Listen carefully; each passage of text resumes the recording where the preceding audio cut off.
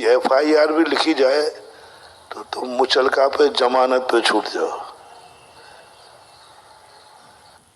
ऐसा पाप मत करना कि जिसकी जमानत ही नहीं हो। ये जैनी को सिखाया गया। लड़ता है जैनी, गुस्सा आता है, लेकिन बस जैसे ही ये बात आएगी कि अब मर सकता हूं और मार सकता हूं, जैसी जैसी तुरंत खिसक जाता है कि भैया वो मामला गड़बड़ है।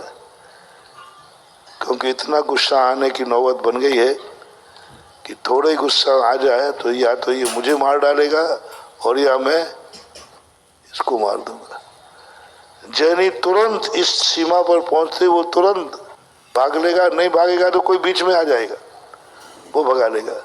नहीं भाई, नहीं नहीं, झगड़ा तो कर रहा है लेकिन इतना झगड़ा नहीं जिसमें जेल हो जाए।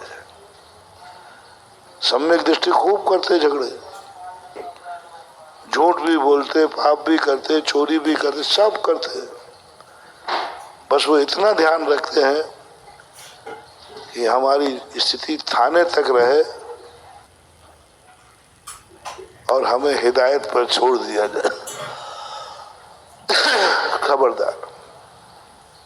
ऋषभदेव ने अपने राजकीय अवस्था में इतना ही बनाया था। वो जानते थे अपराध तो तुमसे होंगे तो तुम अपराध करोगे, तुम्हें कोई नहीं रोक सकता, अपराध तुम करोगे। पर उतना ही अपराध करना जिसकी सजा थी। ऋषभदेव के समय पर सजा थी जब कोई अपराध, कैसे अच्छे लोग रहे होंगे, कैसा युग रहा होगा। अदालत की अंतिम सजा थी जब कोर्ट केस चलता था। हाँ, तुमने गलती की, कोई भी गलती करके आता था, बस राजा के सामने जाते न्यायालय से निकलता था, हाँ तुमने किया है, इसका मुझे दुख है। देखो, पाप किसने किया और दुख कौन मना रहा है? न्यायाधीश। मुझे दुख है कि मेरे राज्य में आपने ऐसा किया, आपकी गलती पर मुझे खेद है। अनुवाद साधारण सजा मत समझना, है बहुत बड़ा मोटिवेशन है, साधारण सभा नहीं समझना। अपनी गलती पर यदि कभी बड़ों को खेद हो जाए, भावांतर बढ़ जाएंगे। गलती तुमने की है, गलती तुमने की है। पिताजी को दुख होगा, ओहो मैंने कैसा बेटा पैदा किया, मेरी कूख से कैसा गंदा बेटा पैदा हुआ। और दुख हुआ माँ बाप को, तुम्हें दुख नहीं हुआ। ना जाने कितने भवों तक। अब देखना, आज का जेल सस्ता है, आज का जेल सस्ता है। तुमने अपराध किया, जेल में डाल दिया, निपट जाएगा, पूरी जिंदगी से ज्यादा तो क्या जाएगा। लेकिन यदि तुम्हारे पूर्वजों, तुम्हारे माता पिता ने दुख मना लिया तुम्हारी गलती पर, ना जाने कितने भवों में तुम अनाथ होगे, अनाथ। सम्मूर्षणों में जन्म लोगे, मां मिलेगी ही नहीं, गर्भ मिलेगा ही नहीं। क्योंकि एक बार तुम्हारे किए पर मां को दुख हो गया था, एक बार तुम्हारी गलती पर पिता को दुख हो गया था। बेटा मुझे तेरी ये गलती पर बहुत खेद है, दुख है, मैं बहुत दुखी हूं। ये शब्द बड़ों के मुख से कभी मत निकलने देना। बड़ों की दुआ जितनी अच्छी होती है, बद्दुआ भी उनकी बहुत खतरनाक होती है। दुआ भी उनकी अच्छी होती है, तभी तो लोग बड़ों के पैर छूते हैं, तभी तो बड़ों का आशीर्वाद लेते हैं। क्योंकि इनकी दुआ में, इनके आशीर्वाद में बहुत बड़ी ताकत होती है, बहुत बड़ी शक्ति होती है, बहुत बड़ी शक्ति होती है। ऐसा ही नहीं है ये आशीर्वाद, ऐसा ही नहीं है ये आशीर्वाद, ऐसा ही नहीं बड़ों की दुआ। जिंदगी भर कितने बड़े काम कर लेना, लेकिन एक बार यदि बड़ा व्यक्ति तुम्हें दुआ दे दे, तुम्हारे साल भर पूजा पाठ अभिषेक की कमाई एक तरफ रख लेना और बड़ों के मुख से निकली हुई दुआ एक तरफ रख लेना, ये बहुत ज्यादा, बहुत ज्यादा।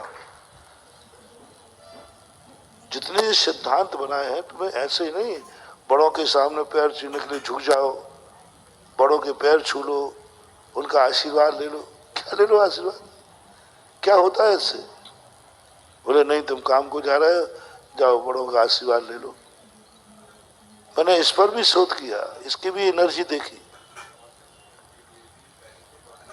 इतनी एनर्जी है महानुभाव। यदि उसने दुआ दे दी, और दुआ का अर्थ होता है, दुआ का अर्थ क्या होता है? जितने सिद्धांत बनाए हैं तुम्हें ऐसे ही नहीं, बड़ों के सामने पैर छूने के लिए झुक जाओ, बड़ों के पैर छू लो, उनका आशीर्वाद ले लो। क्या ले लो आशीर्वाद? क्या होता है इससे? बोले नहीं तुम काम को जा रहे हो, जाओ बड़ों का आशीर्वाद ले लो।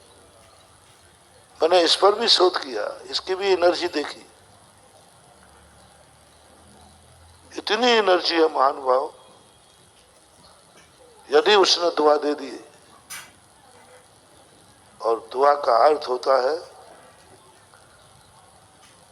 दुआ का अर्थ क्या होता है? वो कहते बेटा जा तू अच्छा हो जाएगा, ये सब दुआएं नहीं, ये तो सब औपचारिकता है।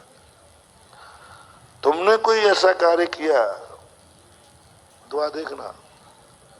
मैंने कल भी बताया था, कल इन्हीं बड़ों के संबंध में बताया था कि जो गार्जियन है उनके संबंध में एक मोटिवेशन दिया था, कभी ये विचार नहीं लाना कि इनसे हमारा कोई अहित हो सकता है, बुरा हो सकता है। एक ही बात सोचना, बड़ों का आशीर्वाद फलेगा, बड़ों की दुआ हमें मिलेगी। वो देवे या नहीं देवे, हमारे में ताकत है। बस एक शब्द तुम्हें देखना है, ये जो भी करेंगे, जो भी कहेंगे, जो भी कराएंगे, उसमें सब में मेरा हित है, कुछ भी नहीं। मैंने कल बहुत बड़ी बात कही, कुछ भी नहीं। वो यदि तुम्हारे प्राण भी ले रहे हैं, कह देना दामोदर बन के, जैसे दामोदर ने लक्ष्मीबाई से कहा था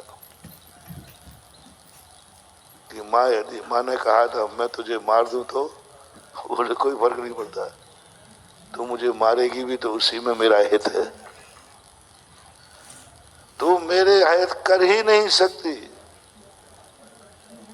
तू मेरा हित कर ही नहीं सकती। सूरज पश्चिम से निकल सकता है, जमीन पे तारे आ सकते हैं, लेकिन हे माँ, तू मेरा कभी अहित कर ही नहीं सकती, कर ही नहीं सकती। तुरंत उसने गर्दन काट दी बेटे की। बहुत बड़ा उदाहरण है। यदि बेटा ये कह देता माँ, माँ तो जलाने के लिए होती है, मारने के लिए थोड़ी होती है, तो महारानी लक्ष्मीबाई उसको छोड़ देती, भाई जा तू जिंदा रहे। उसने कहता नहीं तू मारेगी तो मेरे हित में है, तुरंत गर्दन काट दी उसकी और स्वयं सुसाइड कर लिया। ऐसा कोई व्यक्ति है दुनिया में तुम्हारा? ऊपर से मत बोलना, अंदर आत्मा से बोलना। है कोई व्यक्ति तुम्हारा जिंदगी में ऐसा इसके संबंध में तुम्हारी ये धारणा हो, अंतर से, मन से, वचन से, काया से, जागृत में, स्वप्न में, यहाँ वहां जहां कहीं कहीं भी हो, बस वो व्यक्ति मेरा बुरा नहीं कर सकता। बस वो जो कुछ भी करेगा मेरा हित ही होगा। तो ये जहर दे रहा है, किसने दिया? बस इतना जरूर पूछ लेना, ये जहर किसने दिया? जहर है पक्का, 100% है। प्रयोगशाला में दिखा लेना जहर ही है, बस इतना पूछ लेना किसने दिया। किसका नाम ले लूं? आप ही लोग बता दो, किसका नाम ले लूं? मैं अपना ले लूं?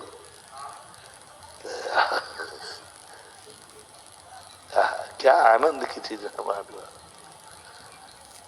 कहा हम एक दुनिया में एक व्यक्ति नहीं है मेरा विश्वसनीय,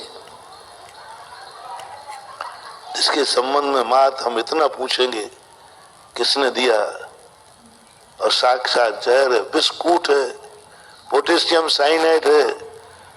सम्यक दृष्टि कहता है मैं नहीं पूछ रहा हूं कि क्या है, मैं ये पूछ रहा हूं किसने दिया है। बोले तेरी माँ ने दिया है। ठीक है यार, किसने